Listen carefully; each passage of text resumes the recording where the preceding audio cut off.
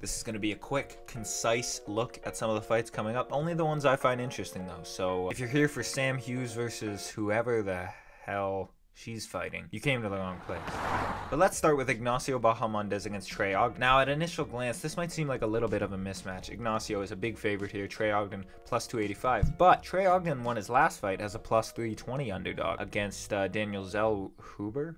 Zellhuber was very inactive in that fight, and it really fell straight into Ogden's game plan. He is super content with just jabbing, not throwing any rear hand strikes, just jabbing, left hook, inside leg kick, outside leg kick, body kick when he can. He is completely fine with having a quite inactive, boring fight. Whereas Ignacio Bahamondes is a guy who likes to pressure, box out of both stances. He's 6'3", which is giant for the weight class, but he will still get in boxing range and do some good work. He likes to punch while he switches stances out of southpaw and orthodox. He definitely prefers the orthodox stance, mixes in the calf kicks as well, throws in the odd head kick to throw you off, and obviously that spinning heel kick against Danny Roberts was pretty wild. And as for who I'm picking in this fight, Trey Ogden could make it a boring fight and squeak out a decision win. That's if Ignacio isn't active, but I think that Ignacio will be very active like he usually is, and I think he'll get the TKO in round 2. But Ogden by decision isn't a terrible bet. Then we go to Gerald Meerschaert and Joe Pyfer. This will be Joe Pyfer's second fight in the UFC. He had 2 fights on the Contender Series, losing the first by injury and then coming back and winning the second. In that second Contender Series fight, he showed power in his hands, good calf kicks, an ability to mix in the wrestling, and also showed he's happy to work on top in full guard, closed guard. GM3's got a very awkward lumbering style on the feet, but he is great on the ground, great front chokes, and loves a good third round sub. 4 of his last 6 finishes in the UFC have come by third round sub, so look out for that. But these are 2 finishers, guys who don't really go to decision that much, and the odds are closer than I would have thought. I thought Pyfer might be a little bit of a bigger favorite, but he's only minus 195 and Meerschaert sitting there at plus 165. So it's really a matter of if Joe Pyfer can get him out of there early with the power in his hands, or maybe Joe Pyfer gasses out a little bit and GM3 starts landing a little bit of shots on the feet, and then Pyfer shoots a bad takedown, front headlock, third round sub again by GM3. Those are the 2 outcomes I'm kind of working through in my head, but I think the momentum is on Pyfer's side. I'm going to go Pyfer by knockout in round 1. And then we go to Chris Curtis versus Kelvin Gastelum, a battle of stubby southpaw middleweights. Chris Curtis is a very good boxer out of southpaw with slick counters and slick Philly shell defense. And Kelvin Gastelum out of southpaw is a little bit different, a little bouncier, little darts in with his left hand, and is very reliant on that left hand. Chris Curtis usually does match up against orthodox fighters, so it'll be interesting to see how he deals with the southpaw dilemma. And it'll also be interesting to see how Kelvin Gastelum looks in this fight. He hasn't fought since his loss to Jared Cannonier, I believe. He's been on a little bit of a skid recently with only a win over Ian Heinisch in the mix there. They have him as minus 125, and I do think he could mix in some wrestling to give Chris Curtis problems. Chris Curtis has really good takedown defense and times shots well on the feet. Chris Curtis is a little bit slow to start. Gastelum will probably win the first round, but it'll be if Chris Curtis can find that shot later in the rounds and win maybe 2 and 3. With Kelvin Gastelum's chin being legendary, I don't know if Curtis will be able to finish him. So with that being said, I think Kelvin Gastelum will be able to be just a little bit more active in rounds 1 and 2 and maybe have some trouble in round 3, but I think he will get a decision win. Then we go to the 18-year-old female phenom. Oh yeah.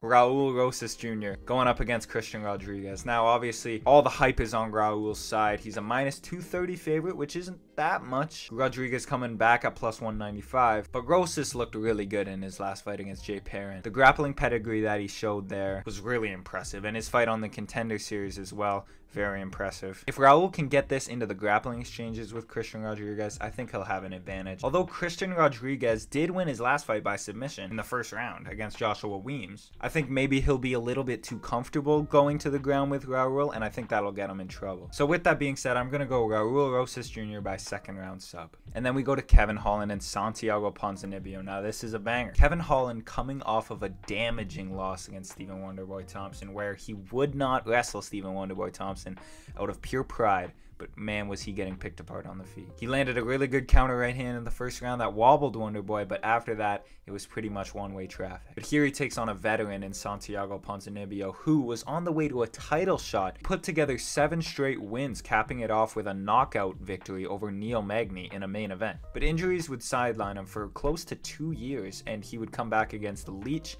and get knocked out. Since then, it's kind of been up and down for Santiago, and in his last fight he fought Alex Morono, which he did win by 3rd round TKO. But man, was he getting beat up in that fight. Morono is a very tricky fighter, but I think Kevin Holland brings much more danger to this fight. I think Santiago will have trouble with the range and speed of Holland, and the odds makers think the same thing. He's at -250, which I was not expecting it to be that high. But I'm definitely going to go with Kevin Holland. Santiago could maybe tough out a decision loss, but I think Holland's going to finish him.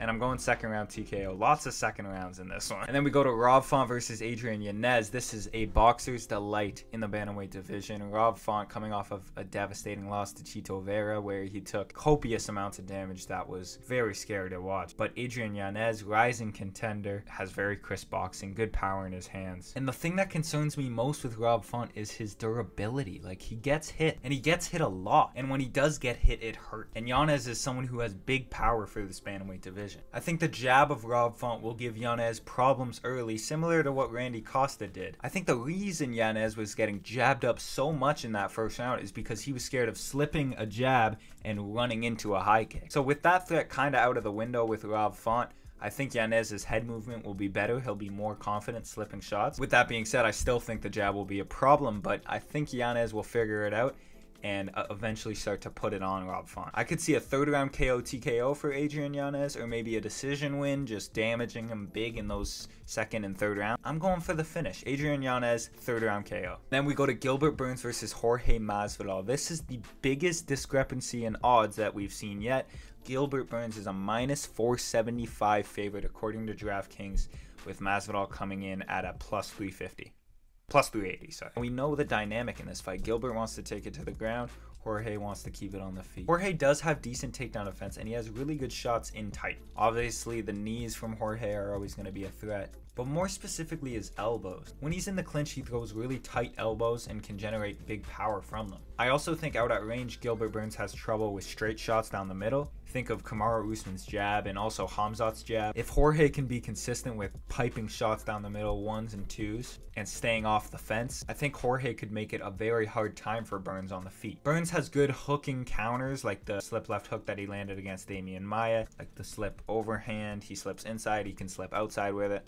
But it'll definitely be tough to catch Masvidal with those. If he gets Masvidal overreacting on the takedown, I could see some of his shots coming through. But in general, I think the wrestling and the grappling of Gilbert Burns is going to be too much. I think Gilbert will be too persistent with the takedowns, and Masvidal, I think, has fallen off slightly. In terms of speed reaction time, it all comes with age. And with all that being said, I'm going to go with Gilbert Burns by decision. And then we get to the main event of the evening, Alex Pereira versus Israel Adesanya. Now, Israel Adesanya is still the favorite after losing 3 times to this gentleman. But if you look deeper into the fights, you can see why Israel is the favorite. And I think Israel has a good mindset coming into this fight. He knows that this is his last chance. But across the cage is the boogeyman Alex Pereira. Hopefully the giant man that is Pereira makes the weight of 185. And if he does, he's always going to be a huge problem for anyone. That power and technical prowess from Alex Pereira is something that will make him always dangerous. I think he'll stay on the pressure approach that he had in the last one, knowing that if he backs Adesanya up against the cage, he can't use his head movement leaning back as much. It'll be interesting to see what Israel comes up with for this second fight, him and his team at City Kickboxing.